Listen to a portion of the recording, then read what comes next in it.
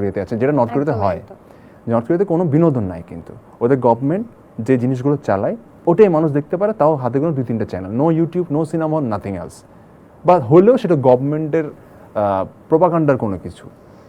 So এটাই যদি এখন মানুষ, বিনোদন একটা খুব ইম্পর্ট্যান্ট একটা সেক্টর, এটাকে যদি ভালোভাবে একটু নজর দেওয়া না হয়, বিভিন্ন ক্ষেত্রে যদি আমরা আসলে অনেক অবস্ট্রাকলের শিকার হতে থাকি, তাহলে অনেক কিছু আসলে আমরা চাইলেও পারবো না। আমাদেরকে নির্দিষ্ট একটা গণ্ডির মধ্যে ঘুরপাক খেতে হবে, এবং মানুষ তখন বোর হয়ে যাবে, এবং দিন শেষে আসলে হাফ ডান থাকবে সব কিছু। সো আমরা তখন যদি আমরা বারবার মেলাতে চেষ্টা করি যে নেটফ্লিক্সে এমন হচ্ছে, বলিউডে এমন হচ্ছে, আমাদের দেশে এমন হচ্ছে না কেন, না হওয়ার পেছনে অনেক কারণ আছে।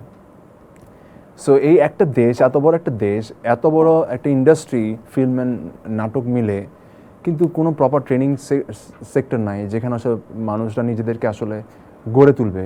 কোনো অ্যাক্টিং স্কুল নাই, কোনো ডিরেক্টরদের স্কুল নাই, নাথিং এলস, পড়াশোনা নাই, তাহলে কীভাবে কি? তা আমার কথা হচ্ছে সেক্টর ডেভেলপ করতে হলে টোটাল গোড়া থেকে আসতে হবে, তাহলে জিনিসগুলা মানুষ আরও বেটার জিনিস পাবে।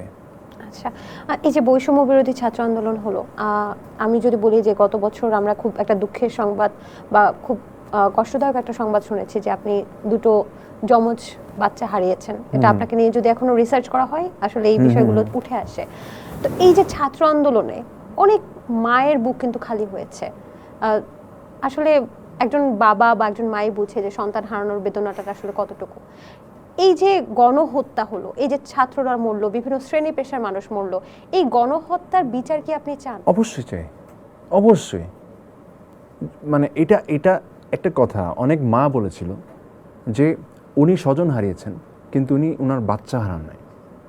সো যে অবশ্যই স্বজন হারানো একটা কষ্ট আছে, কিন্তু নিজের বাচ্চা যে হারায় নাই, সেই জানে না বাচ্চা হারানোর কষ্টটা কী। আমি প্রত্যেকটা মায়ের পক্ষে, আমি প্রত্যেকটা বাবার পক্ষে, প্রত্যেকটা সন্তানের পক্ষে, যাদের ছেলে মেয়ে হারাইছে, যাদের বাবা মা হারাইছে, এই আন্দোলনে বিচার অবশ্যই হতে হবে। যদি এই বিচারটা না হয়, তাহলে সরি, মানে এটা আমরা যতই বলি, যতই গভর্নমেন্ট আসুক, যেটা আসুক, আমরা আসলে দিন শেষে পরাধীনই থাকবো, এই দেশ কখনো চেঞ্জ হবে না। বন্যায় আপনার কার্যক্রম কি ছিল? বন্যায় বলতে কি, ফেনীতে যখন বন্যা হচ্ছিল, অনেক আমরা দেখেছি আপনি অনেক পোস্ট শেয়ার করেছেন। আমি আসলে সবসময় একটা জিনিসে খুব বিশ্বাসী। আমি টু বি অনেস্ট, আমি একটু মানে আমি যদি নাটক সিনেমায় কাজ করি, কিন্তু আমি নামাজ কালাম পড়ি, আমি আল্লাহকে অসম্ভব বিশ্বাস করি। হ্যাঁ, সো একটা জিনিস কি, আমার জিনিস খুব খারাপ লেগেছিল বন্যাতে। অনেকে দেখলাম হয়তো বা কিছু জিনিসপত্র নিয়ে যে গেল, হয়তো বা 100 ফ্যামিলির জন্য রান্নাবান্না করলো। যে টিম এখান থেকে বন্যার্থদের জন্য কাজ করতে গিয়েছে বা হেল্প করতে গিয়েছে, তারা যেটা করেছে, সাথে করে একটা ক্যামেরা সেট আপ নিয়ে গেছে, একটা ক্যামেরা পার্সন নিয়ে গেছে। কেন? ওরা কাজ করবে, এগুলো ভিডিও হবে, ছবি তুলবে, ফেসবুকে ছড়িয়ে দিব, আমরা মানবতা ফেরিওয়ালা হয়ে যাব।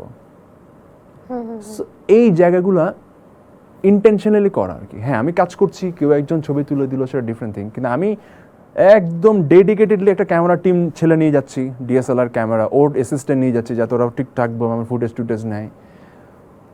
এটা উচিত না, এটা কিন্তু ইসলামও মানা। হ্যাঁ, তুই মানুষের জন্য করো, মানুষকে দেখানোর দরকার নেই। হ্যাঁ, অবশ্যই দেখাবা, মানুষকে ইন্সপায়ার করবা, কিন্তু সেটা একটা লিমিটে।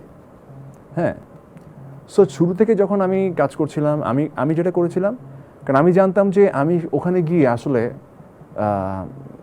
যেসব জায়গায় আসলে বিপদ, ওই বিপদের জায়গায় আমি পৌঁছাতে পারবো না। স্বয়ং আর্মি পর্যন্ত পৌঁছাতে পারছিল না, আমি কোত্থেকে পৌঁছাতে পারবো? আমাকে অথেন্টিক হইতে হইতো বা রিয়েলিস্টিক হইতে হইতো। সো আমি যেটা করেছিলাম, আমি বিভিন্ন অর্গানাইজেশনের সঙ্গে কাজ করেছিলাম, যেমন চিটাগাংয়ের লাল সবুজ সোসাইটি, হাসি ফাউন্ডেশন, তারপরে হচ্ছে আমার কিছু ফেনীতে কিছু আমার ছেলেপেলে ছিল, নোয়াখালীতে কিছু ছেলেপেলে ছিল, স্ক্যাটার্ডভাবে তো অনেক গ্রুপ কাজ করছিল। হ্যাঁ, সো পরে দেখলাম কি, সবাই বললো যে ভাই যেতে পারছি না, পানি নর্মাল বোটে হবে না ভাই, ইঞ্জিন বোট লাগবে, হেলিকপ্টার ছিল ওখানে যাওয়া পসিবল না। বোটের অনেক অভাব ছিল কিন্তু তখন, এবং যে সব জায়গায় পাওয়া যাচ্ছিল সেখানে দামও বাড়িয়ে দিচ্ছিল। হ্যাঁ, তো এগুলো একটা ক্রাইসিস। সো এই করতে করতে বিভিন্ন যারা চিটাগাং একটা জায়গা আছে মাঝিরঘাট, ওখানে কয়েকজনের সঙ্গে কথা বললাম, বলে একটা অর্গানাইজেশনে 2টা বোট ম্যানেজ করে দিলাম। ভাই আপনি টাকা পয়সা চিন্তা করেন, আপনি দেন। সো এই করে করে কয়েকটা বোট ম্যানেজ করে দেওয়া, ওইখানে টিমগুলো যারা বেসিক্যালি যারা এক্সপার্ট ভলান্টিয়ার, আমি বেসিক্যালি তাদের সঙ্গে কাজ করেছি। আমি আমার